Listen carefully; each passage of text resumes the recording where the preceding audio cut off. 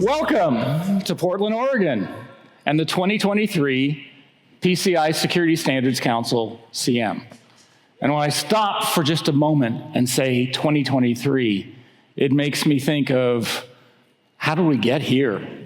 How was it 2023? How did we spend so much time of my life focused on this endeavor? Because it is an endeavor, a journey.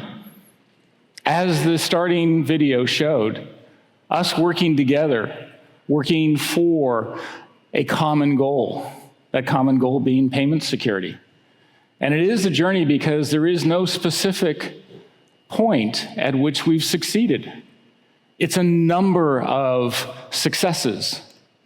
It's us overcoming challenges, working together, identifying those elements that we need to work on, and identifying what the next goal is to protect payments globally.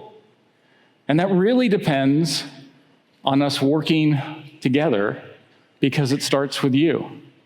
Security is a journey.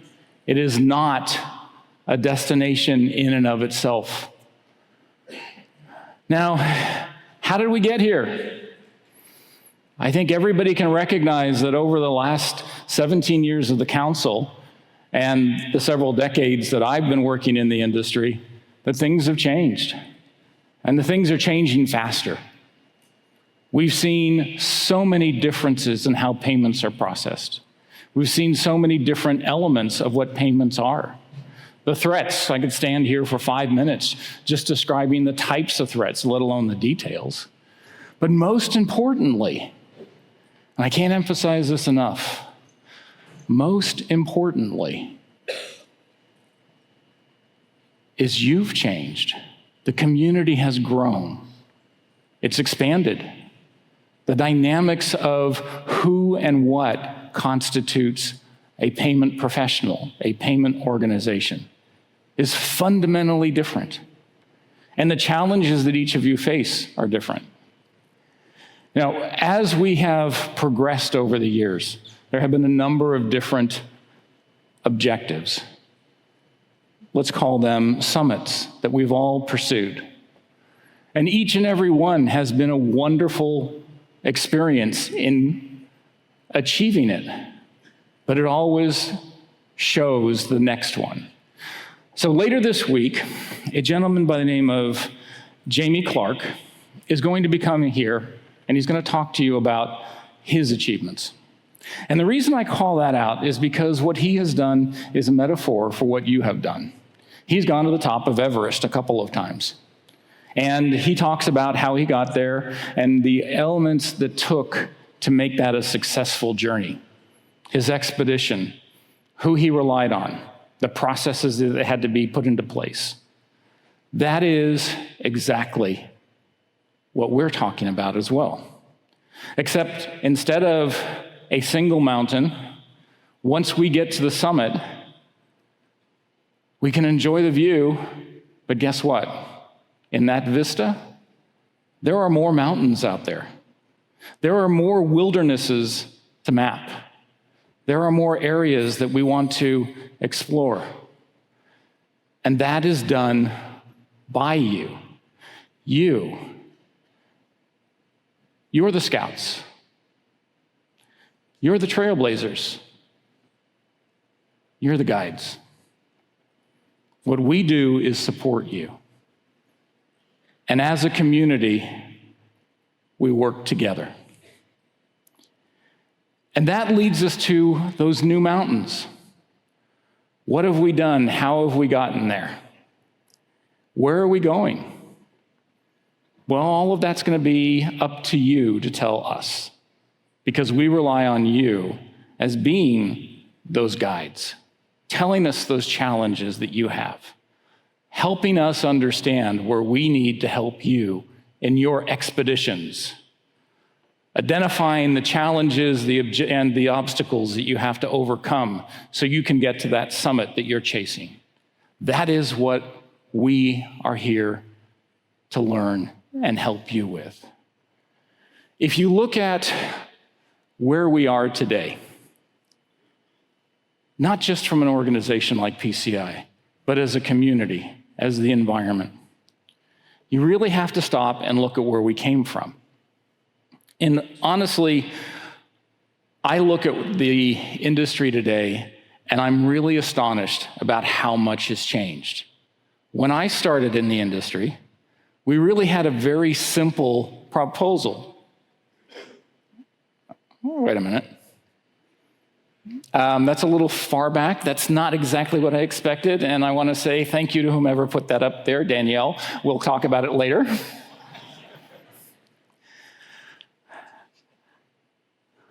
That's better. This is a little more familiar to me.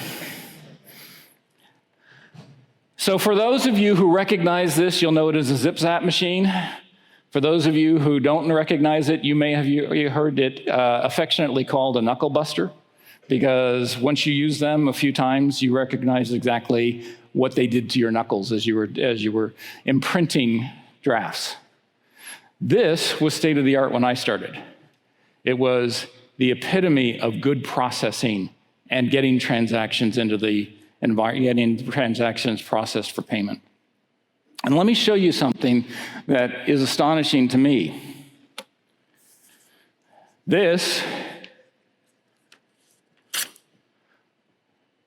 was good security. Now, we need to make sure that's in one bucket and that's in another bucket, and they're not thrown in the same dumpster, but that's good security. Today, this is what we're dealing with. I don't go anywhere without my personal companion. I do all of my transactions, almost all my transactions starting here. And excuse me, I just had my wife text me, so I didn't actually turn it off. It is representative of the change, just the technological change, if nothing else. Payments have evolved. Everything that we do has evolved. When you start to look at how things have changed just in the last couple of years, let's just arbitrarily pick the last 2 years. I can't think of a single period in the prior 20 that had so much change as we have in the last 2. And if you think about it, that's astonishing, because the last 20 was built on phenomenal change from the last century. That's scary, talking about the last century. Now, let me ask a question. I'm going to take a slight detour here for a moment. How many people in here have ever heard of Moore's Law?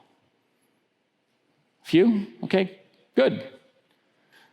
Well, for those who aren't aware of Moore's Law, and I will do a very poor job of summarizing and simplifying it, Gordon Moore stated that approximately every 2 years, processing capability would double. Now, he was originally talking about components, IC components on a chip. But his famous statement has really played out well as a core technology description. And payments, interestingly, have followed a similar trajectory. It's amazing when you start plotting all of the innovation over the last 15, 20, 30 years that has occurred in payments. And I want to stop for a second and just say, and that's really because of you. But let me emphasize that a little bit. And I'll just pull it in a little more recent, just with the council.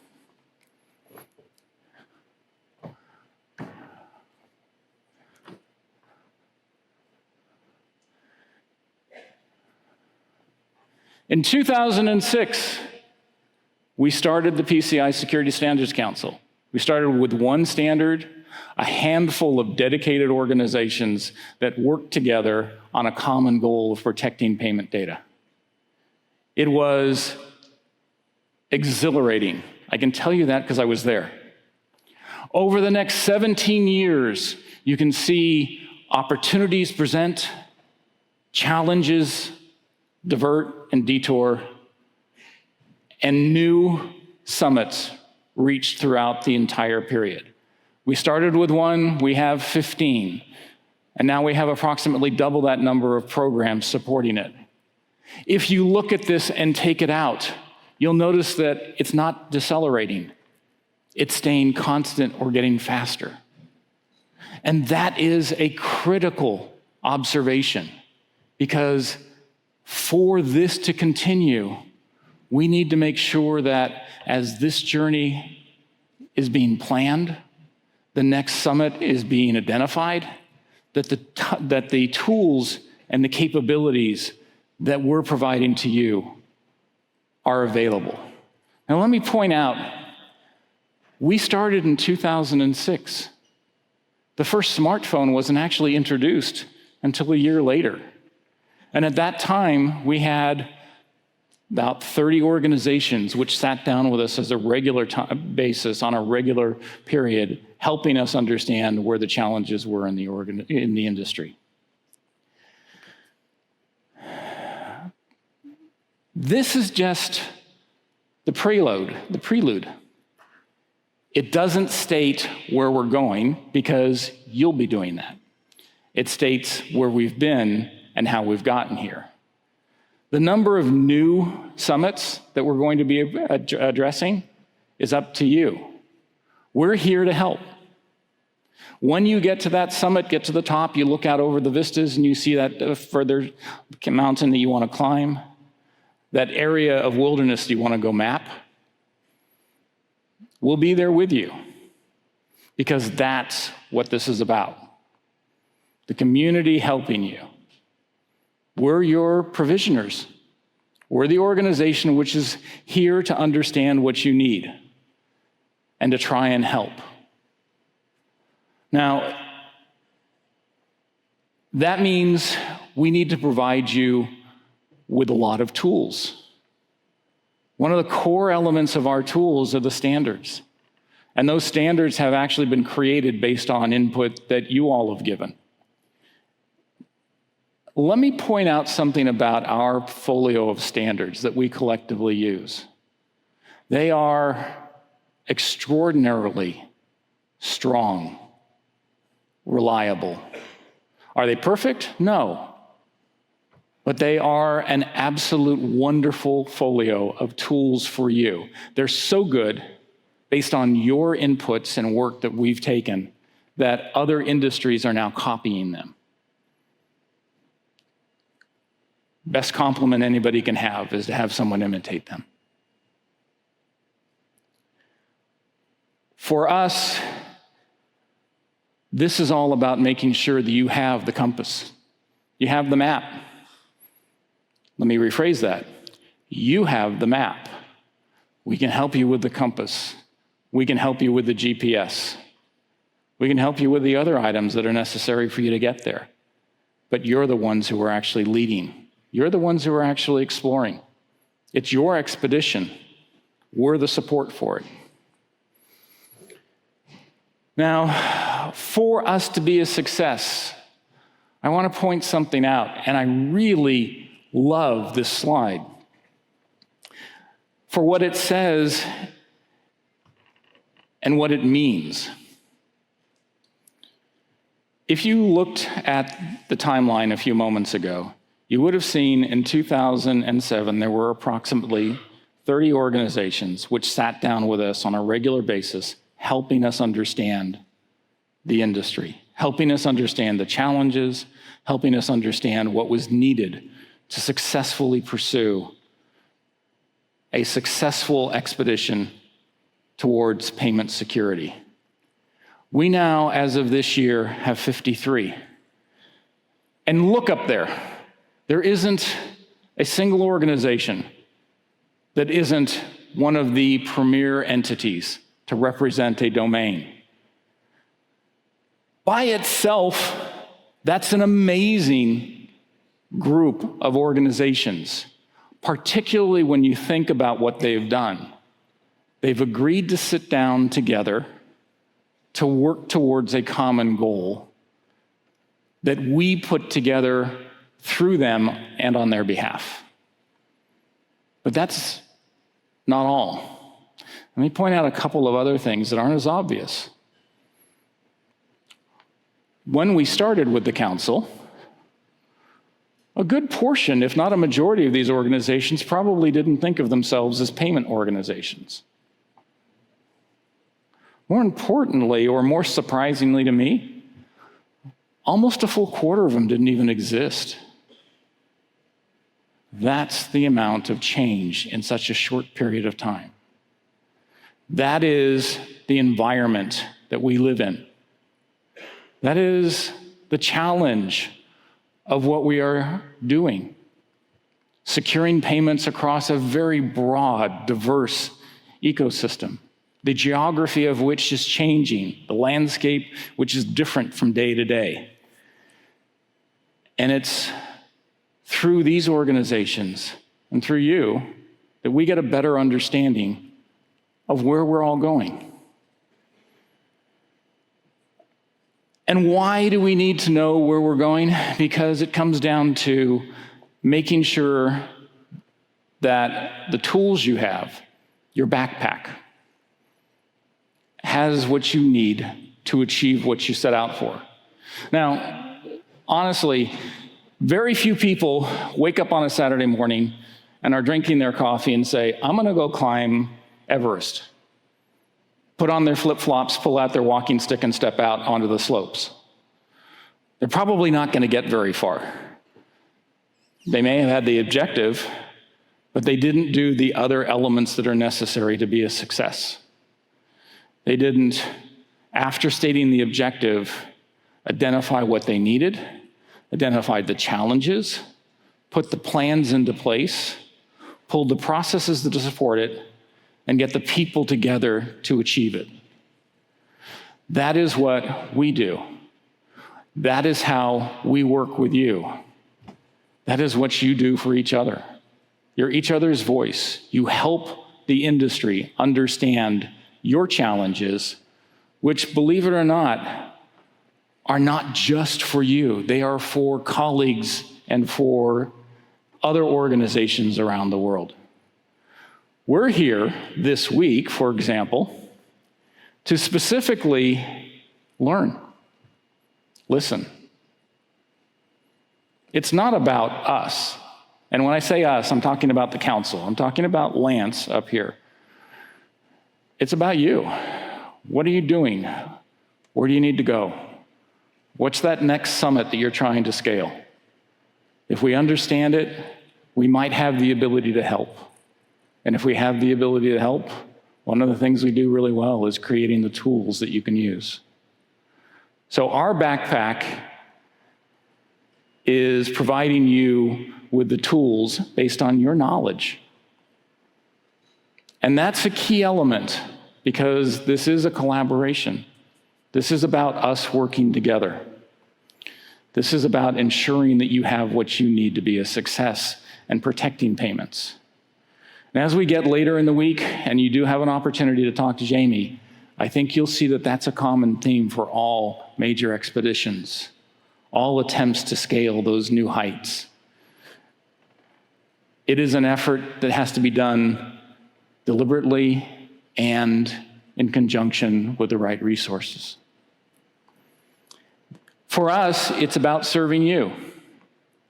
For us, it's about making sure that through all of this, we are doing the most that we can to meet your expectations and provide you with what you need.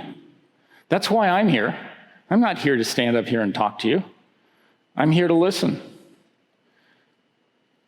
And with that, I really want to point out that I don't intend to be back up on stage for the next 3 days. I intend to be out there talking to you, listening to you, learning from you.